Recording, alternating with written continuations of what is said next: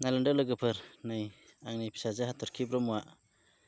स्कुलावहाय मोसादों मोसानानै फैबाय स्कुलाव मा गानखौ मोसाखो नों नानि सिरिजिरि बोहैनाय हा ओरैनाय मबाइलाव सिरिजिरि बोहैनाय ओमफ्राय गानखौनो सिरिजिरि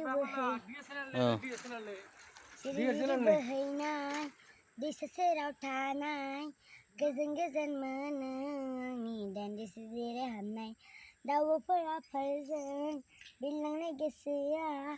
उदां उदां मोनो आंनि फागिरि फागिरिनो बोसोर गोदाननि सफैनायजों बिलाइ गोरलैनि खिलिनायजों